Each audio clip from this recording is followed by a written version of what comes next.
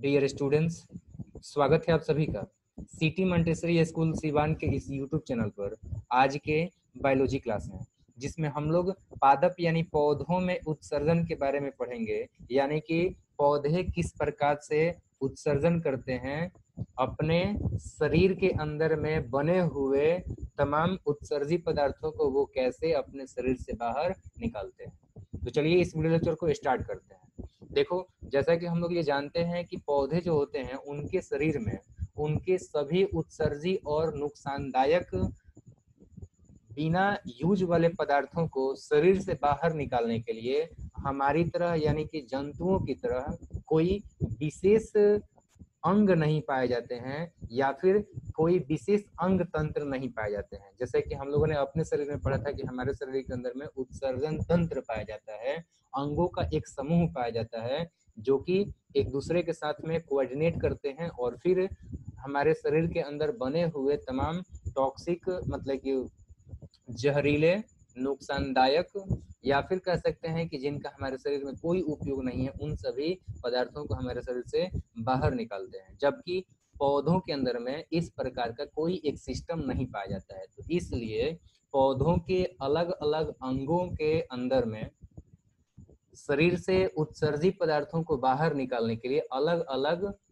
प्रकार के विधियों का उपयोग किया जाता है, अलग अलग प्रकार के पदार्थों के उत्सर्जन के लिए या फिर कह सकते हैं शरीर से बाहर निष्कासन के लिए। तो उन्हीं प्रक्रियाओं को हम लोग एक एक करके जानते हैं कि वो कौन कौन से प्रक्रियाएं होती हैं जिनके माध्यम से कि पौधे अपने शरीर से उत्सर्जित पदार्थों का उत्सर्जन करते हैं, शरीर से बाहर निष्कासन करते हैं। तो जो पहला और मोस्ट इम्पोर्टेंट तरीका है वो है वाष्पोत्सर्जन। तो वाष्पोत्सर्जन नाम का जो प्रक्रिया होता है, इस प्रक्रिया के माध्यम से पौधे क्या करते हैं कि अपने शरीर के अंदर में मौजूद जो एक्सेस ऑफ वाटर होता है यानी कि अतिरिक्त जल होता है, इन सभी से छुटकारा पाते हैं, यानी कि इन सभी को शरीर से बाहर निकालते हैं।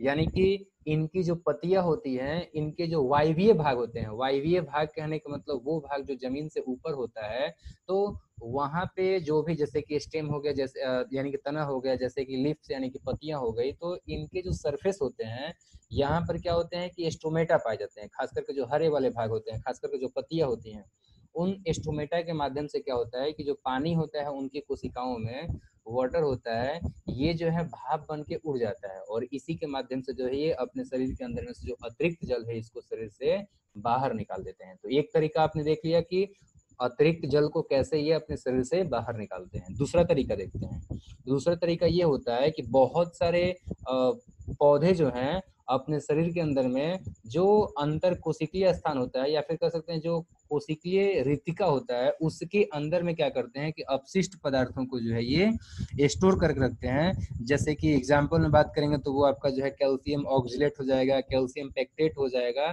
तो ये सब जो पदार्थ हैं, अपशिष्ट पदार्थ, इन सभी को ये क्या करते हैं कि अपने कोशिकीय रितिका के अंदर में ये स्टोर करके रखते हैं और फिर समय समय पर इनको जो है शरीर से बाहर निकाल देते हैं। यानी कि इन कोशिकाओं को जो है अपने शरीर से ये बाहर हटा देते हैं और इस प्रकार से जब ये कोशिकाएं हट जाती हैं तो इनके अंदर में जिन अपशिष्ट पदार्थों को ये स्टोर करके रखे हुए हैं वो भी शरीर से इनके बाहर निकल जाते हैं। तो एक तरीका ये हो गया।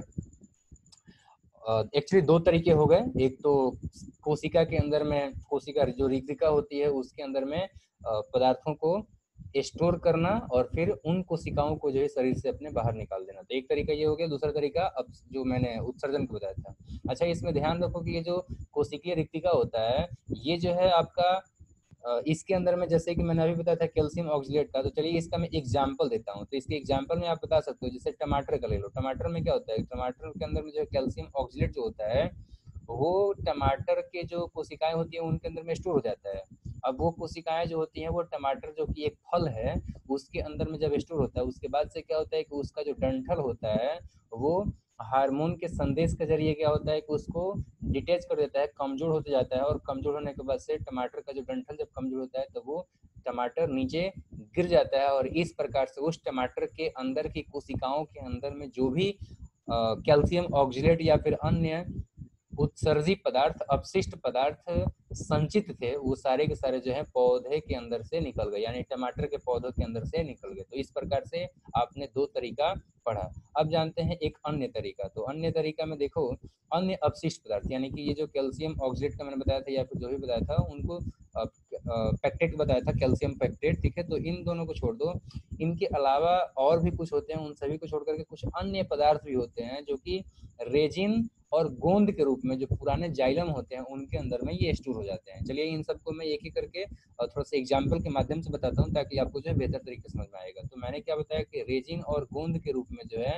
कुछ अपशिष्ट पदार्थ जमा होते हैं पुराने जाइलम में, और फिर क्या होता है कि इनको शरीर से बाहर निकाल दिया जाता है। जैसे कि मैं एग्जाम्पल के माध्यम से बताता हूँ। जैसे देखो आप अब रेजिन का पहले समझ लेते हैं। रेजिन में देखो क्या होता है। रेजिन जो होता है ये एक्चुअली क्या होता है कि कुछ एरोमेटिक ऑयल्स होते हैं, ठीक है, और उनका ऑक्सीडेशन जब होता है तो उनकी वजह से जो है कुछ उत्सर्जित पदार्थ बनते हैं। इन सभी को जो है रेजिन के रूप में स्टोर कर के रखते हैं अपने पुराने जाइलम में पौधे, और किसी वजह से कट होता है पौधे के ऊपर तो फिर वहां से जो है ये रेजिन लिक्विड फॉर्म में बाहर निकलते हैं। जैसे आम के पेड़ पर अगर आप कट कर देते हैं तो वहां से जो है दूध के रूप में या फिर कह सकते हैं लाशा जिसको हम लोग बोलते हैं, चिपचिपा पदार्थ होता है, उसके रूप में जो है बाहर आपने देखा होगा निकलते हुए। तो ये एक्चुअली जो है वो रेजिन है। तो रेजिन के माध्यम से एक निकल जाता है, दूसरा गोंद का भी माध्यम से बता सकते हैं हम लोग। देखो एक्चुअली क्या होता है कि बहुत जो सेल वॉल होते हैं, कोशिकाओं की जो कोशिका भित्तियां होती हैं, तो उनके डिग्रेडेशन से जो है कुछ पदार्थ बनते हैं जो कि मतलब जब वो खत्म होते हैं सेल वॉल, तो उनके वजह से क्या होता है कि कुछ वेस्ट मटेरियल बनते हैं, और ये सब वेस्ट मटेरियल क्या होते हैं कि बाद में गम के रूप में यानी कि जो है गोंद के रूप में पुराने जाइलम में जमा रहते हैं, और जो कि बाहर बाद में निकलते हैं। तो इस प्रकार से ये एक दूसरा तरीका हो गया। अब बात करते हैं एक और अन्य तरीका। तो दूसरा एक और जो तरीका है उसमें क्या होता है कि पौधे जो हैं वो क्या करते हैं कि कुछ अपशिष्ट पदार्थों को अपने आसपास के मिट्टी में ही छोड़ते जाते हैं, उत्सर्जित करते जाते हैं। तो ये एक अन्य तरीका हो गया। चलिए इन सब के अलावा मैं बात करता हूँ दूसरे, यानी कि अभी तक तो आपने जो पढ़ा हुआ है ये नॉर्मली देखें तो ये आपने जो है जो टेरेस्ट्रियल ट्रीज होते हैं यानी कि जो है जो जमीन पे उगने वाले पेड़ होते हैं उनके बारे में आपने पढ़ा। लेकिन जो जल के अंदर में रहते हैं यानी कि जो एक्वेटिक प्लांट्स होते हैं उनके अंदर में कैसे होता है उत्सर्जन, इस प्रक्रिया को भी हम समझ लेते हैं। देखो जो एक्वेटिक यानी कि जो जलीय पौधे होते हैं वो सब क्या करते हैं कि अपने कोशिकाओं के जरिए डायरेक्टली पानी के अंदर में अपने अपशिष्ट पदार्थों को विसरित कर देते हैं, डिफ्यूज कर देते हैं। तो आपने जाना कि जो जलीय जंतु होते हैं वो किस प्रकार से अपने अपशिष्ट पदार्थों को शरीर से बाहर निकालते हैं। तो उनका एक अपना अलग तरीका है, और वो तरीका ये है कि वो डायरेक्टली क्या करते हैं कि पानी के अंदर में अपनी कोशिकाओं में से उत्सर्जित पदार्थों का उत्सर्जन विसरण की प्रक्रिया के द्वारा करते हैं। तो ये कुछ तरीके थे जिसमें कि आपने जाना कि पौधे किस प्रकार से उत्सर्जन की प्रक्रिया को पूरा करते हैं, कंप्लीट करते हैं। उम्मीद करता हूँ कि ये बातें आप लोगों को समझ में आ गया है। तो चलिए अब चूंकि ये चैप्टर जो है कंप्लीट होता है, जो जैव प्रक्रम नाम का जो हमने चैप्टर अभी स्टार्ट किया हुआ था और फिर जो हमने कंप्लीट भी कर दिया, तो इस ये चैप्टर अब कंप्लीट होता है तो इसलिए इस चैप्टर से संबंधित कुछ हम लोग प्रश्न नोट करेंगे और इसको जो हम लोग बनाएंगे। हालांकि आप अपने किताब से भी जो प्रश्न दिए हुए हैं, प्रश्नावली जो दिया हुआ है, उसके सभी प्रश्नों का उत्तर अपने कॉपी में लिख सकते हो, और साथ ही साथ उसके साथ साथ इसको भी बना सकते हो और भी अच्छा रहेगा। और साथ ही साथ एक चीज़ और ध्यान रखना है कि आपके जो बुक चल रहे हैं आपके स्कूल के अंदर में, उसका क्वेश्चन आंसर तो बनाना इम्पोर्टेंट है, मोस्ट है, क्योंकि क्वेश्चन वहीं से आएंगे, ठीक है। लेकिन चूंकि इस नोट्स मैंने पढ़ाया हुआ है तो यहाँ से भी आप क्वेश्चन करते हो तो ये दोनों ही बहुत ही आपके लिए फ़ायदेमंद होंगे। तो कोशिश कीजिए कि आप दोनों ही किताबों का क्वेश्चन आंसर बनाएं, जो मैं अभी यहाँ पे स्क्रीन पे दिखा रहा हूँ और मैं मुँह से बोल करके भी बता दूंगा ताकि आप नोट कर सकते हो। तो आप लोग कॉपी कलम लेकर के बैठ जाओ और जो भी मैं क्वेश्चन बोल रहा हूँ इन सबको नोट कीजिए और फिर इसका आंसर अपने कॉपी के अंदर में लिखिए। तो देखते हैं प्रश्नावली में पहला प्रश्न है। तो पहला प्रश्न का जो टाइप है वो है अति लघु उत्तरीय प्रश्न, यानी कि ये 1 नंबर का होगा। इसका जो है आंसर आप लोगों को एक शब्द से लेकर के एक वाक्य में देना है, इससे अधिक आप लोगों को नहीं देना है। सो पहला अंतर देखते हैं, वो है स्वपोषी और विषमपोषी पोषण में अंतर स्पष्ट करो। तो उसका एक ही आप लोगों को अंतर बताना है, और वो अंतर जो है आप लोग डेफिनेशन से बता सकते हो, सिंपल, ठीक है। ज़्यादा इसमें डिस्क्राइब आप लोगों को नहीं करना है। दूसरा बात करते हैं दूसरा क्वेश्चन दिया हुआ है, जाइलम को यदि पौधों से हटा दिया जाए तो क्या होगा। तो आपको एक लाइन में उत्तर देना है। तीसरा अंतर है, भोजन के पाचन में लार की क्या भूमिका तरीका है। तो भोजन का जो पाचन होता है तो उसमें लार क्या करता है, सिंपल एक लाइन में आप बता दीजिए कि भोजन के पाचन में लार ये काम करता है, बात खत्म। दूसरा, अब चौथा क्वेश्चन देखते हैं। चौथा क्वेश्चन है, पौधों में खनिज पदार्थों और पानी के परिवहन के लिए विशेष ऊतकों का नाम लिखें। तो ऊतकों का नाम, विशेष ऊतक का सॉरी नाम लिखना है, तो ये तो एक शब्द में भी आप लिख सकते हो, एक शब्द कहने का मतलब कुछ शब्द में भी आप लिख सकते हो। पांचवा क्वेश्चन है, इमल्सीकरण क्या है, जिसको हम लोग इंग्लिश में इमल्सिफिकेशन कहते हैं, ये क्या होता है, तो ये आपको आंसर करना है पांचवें क्वेश्चन में। तो सिंपल एक लाइन का आंसर है। अगला देखते हैं छठा क्वेश्चन, कौन सा पादप वर्णक सूर्य के प्रकाश को अवशोषित करता है, तो ये आपको बताना है छठे क्वेश्चन के अंदर में। अब देखते हैं सातवां क्वेश्चन। तो सातवां क्वेश्चन दिया हुआ है, मनुष्य में सबसे बड़ी धमनी का नाम बताइए। सातवां क्वेश्चन में है आपका, मनुष्य में सबसे बड़ी धमनी कौन सी है, ये आपको नाम बताना है, तो एक शब्द का हो गया। आठवां क्वेश्चन देते हैं, वाष्पोत्सर्जन की परिभाषा लिखिए, एक लाइन में आपको आंसर देना है। अगला नौवां क्वेश्चन है, गुर्दे के क्रियात्मक और संरचनात्मक इकाई का नाम क्या है, मैंने आपको बताया भी था, सिंपल आप एक शब्द में इसका आंसर दें। अगला है, अम्ल का आमाशय में क्या कार्य है, तो अम्ल का काम बताना है, आप एक लाइन में ही आंसर देंगे। हालांकि अम्ल का जो है काम कई सारे बताए गए हैं, तो आप एक भी काम आप लिखते हैं तब भी आपका आंसर जो है सही होगा। अगर आप चाहेंगे तो एक लाइन के अंदर में ही वो तीनों चारों काम आप बता सकते हैं।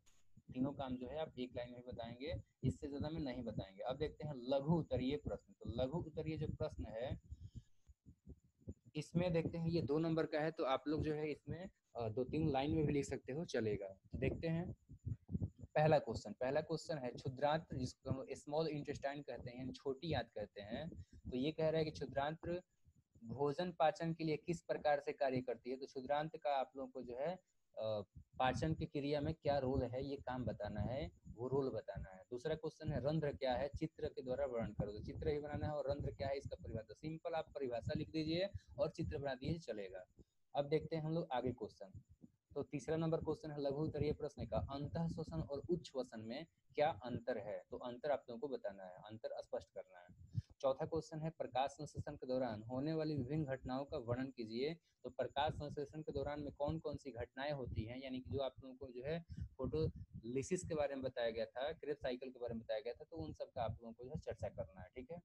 प्रकाश संश्लेषण में कैसे क्या होते हैं, यानी कि प्रकाश संश्लेषण के दौरान में जो अप्रकाशिक घटना होता है और प्रकाशिक घटना होता है, सिंपल आप इसी को डिफाइन कर दीजिएगा, तो ये आपका आंसर सही हो जाएगा। सिंपल 2 स्टेप आप बता दीजिए। अगला देखते हैं, यदि पौधों को पर्याप्त पानी मिल रहा है तो वाष्पोत्सर्जन द्वारा जो पानी निकल जाता है उसकी पूर्ति कैसे होती है, तो ये क्वेश्चन आप लोगों को बताना है।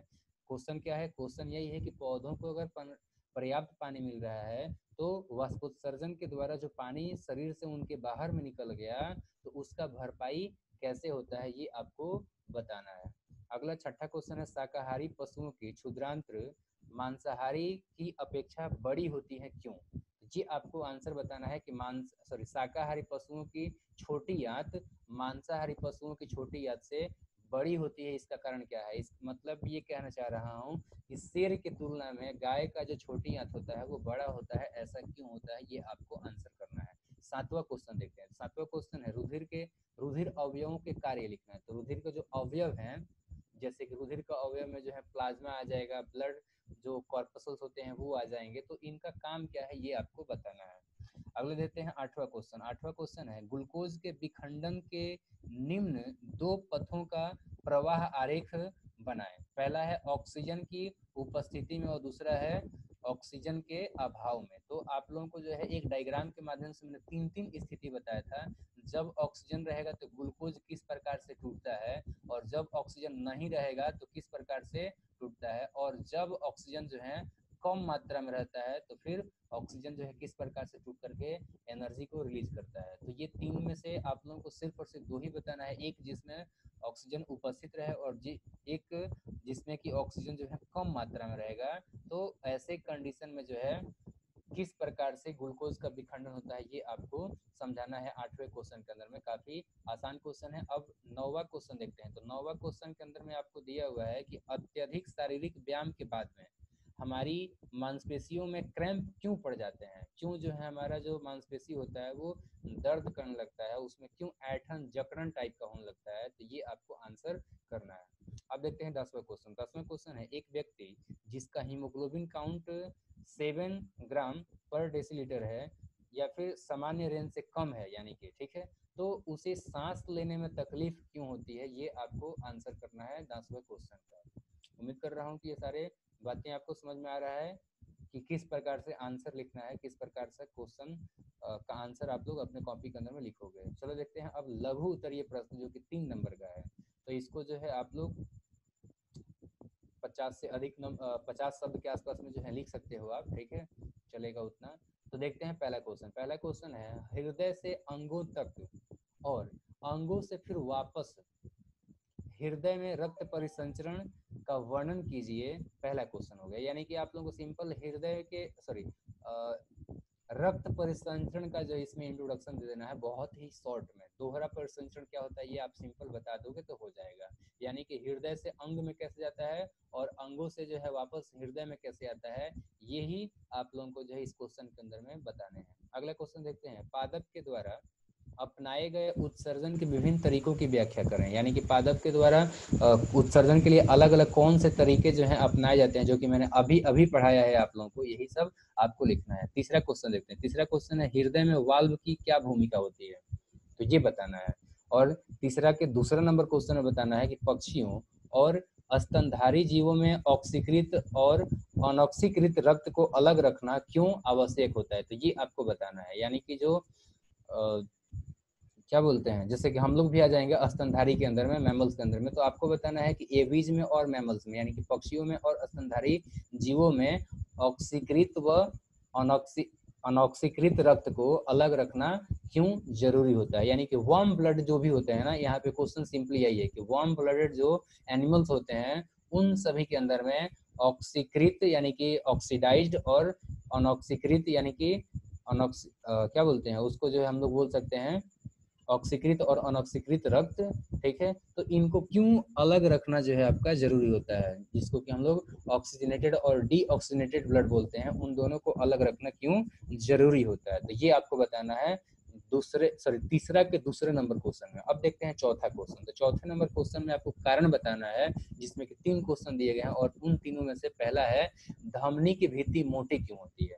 धमनी का जो वॉल होता है, दीवार होता है, चारों तरफ की जो लिनिंग होते हैं वो क्यों मोटी होती है, जबकि सिरा की भित्ति की बात किया जाएगा तो ये क्यों पतला होता है। और एक क्वेश्चन ये भी है कि सिराओं में वाल्व क्यों पाए जाते हैं, कपाट क्यों पाए जाते हैं, जबकि धमनी में नहीं पाया जाता है। तो खैर धमनी का यहाँ पे चर्चा नहीं हुआ है, सिर्फ सिराओं में वाल्व क्यों पाया जाता है यही आपको बताने हैं चौथे नंबर के तीसरे नंबर क्वेश्चन के अंदर में। उम्मीद कर रहा हूँ कि ये आपको समझ में आ गया है कि कौन कौन से क्वेश्चन बनना है। अब चलिए दीर्घ उत्तरीय प्रश्न के अंदर में चलते हैं, जिसमें कि जिसका आंसर की आप लोगों को जो है 5 मार्क्स का है। तो पहला क्वेश्चन है दीर्घ उत्तरीय का, यदि आप रोटी के ग्रास को देर तक चबाते रहें तो उसका स्वाद मीठा हो जाता है, ऐसा क्यों। तो आप लोगों को बताना है कि रोटी जो होता है, अगर उसका एक निवाला आप ले रहे हो तो निवाले को लेने के बाद से अगर आप चबाते रहते हो, काफी थोड़ा सा लंबे टाइम तक चबा देते हो, तो फिर वो जो है स्वाद मीठा क्यों हो जाता है। यहाँ पे रोटी लिखो या चावल लिखो, बात एक ही है। चावल भी आप लेकर के उसको जो चबाओगे तो आपको जो है स्वाद मीठा, यानी कि आपका मुंह जो है उसके अंदर में मीठा मीठा सा महसूस होगा। तो ऐसा क्यों होता है ये आपको बताना है। दूसरा क्वेश्चन देखते हैं। दूसरा क्वेश्चन है, श्वसन चक्र के समय फुफ्फुस में वायु का अवशिष्ट आयतन रहने का क्या लाभ है, ये समझाना है। तीसरा क्वेश्चन देखते हैं, जंतुओं की अपेक्षा पौधों की ऊर्जा आवश्यकता अत्यंत कम होती है, ऐसा क्यों। फिर देखते हैं चौथा क्वेश्चन। चौथा क्वेश्चन है, एक वृकाणु का नामांकित चित्र बनाएं, मानव वृक्क में मूत्र निर्माण की प्रक्रिया को समझाएं। तो ये मोस्ट इंपोर्टेंट क्वेश्चन है, मे बी कि एग्जाम में भी आपके आ जाए। तो वृकाणु का जो है एक नामांकित आपको चित्र बनाना है साफ सुथरा, और दूसरा कि किस प्रकार से जो है यूरिन फॉर्म होता है ह्यूमन बीइंग के अंदर में, ये आपको समझाना है। तो अच्छे से समझाइए और साथ साथ जो है इसका डायग्राम बनाइए, और ये ध्यान रखिए क्योंकि ये बहुत ही, अभी तक जो मैंने इसमें 4 क्वेश्चन बताए हैं, इन चारों में जो है सबसे इम्पोर्टेंट ये क्वेश्चन है, हाईलाइटेड क्वेश्चन है ये। तो इस क्वेश्चन को जो है आप लोग बहुत अच्छे से स्टडी करें। अब देखते हैं पांचवा क्वेश्चन। पांचवा क्वेश्चन है, मानव श्वसन तंत्र का चित्र बनाकर निम्न भागों को नामांकित कीजिए। आपको मानव श्वसन तंत्र का इसमें चित्र बनाना है, और चित्र बनाने के बाद से कंठ बताना है, दर्शाना है कि कंठ कहाँ होता है। दूसरा कि श्वास नली दर्शाना है, श्वास नली उसमें कौन सा है, और श्वसनी कौन सा है, फुफ्फुस कौन सा है। अब देखते हैं छठा क्वेश्चन। तो छठा क्वेश्चन के अंदर में देखते हैं क्या दिया हुआ है।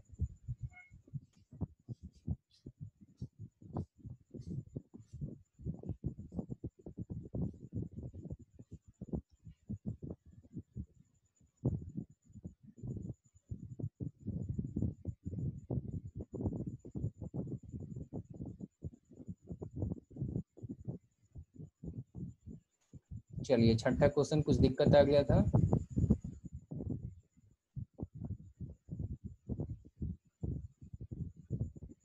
चलो छठा क्वेश्चन में कुछ दिक्कत आ गया था, बार बार दिक्कत कुछ आ जा रहा है। खैर तो छठा क्वेश्चन देखते हैं। छठा क्वेश्चन ये है, गमले में लगे एक स्वस्थ पौधे की पत्तियों पर वैसलीन लगा दी, क्या यह पौधा काफी समय तक स्वस्थ रह सकेगा? कारण सहित उत्तर देना है कि अगर नहीं रह सकता है तो फिर क्यों, अगर रह सकता है तो फिर क्यों। अब ये आप जानते हो कि रहेगा या नहीं रहेगा, और फिर उसका कारण भी आपको बताना है, यानी कि कारण सहित इसका उत्तर देना है। सो ये कुछ क्वेश्चन थे जो कि आपको बनाने हैं, और आपके बुक में जो क्वेश्चन दिए हैं उसको भी बनाने हैं। So thank you very much इस वीडियो लेक्चर को अंत तक देखने के लिए।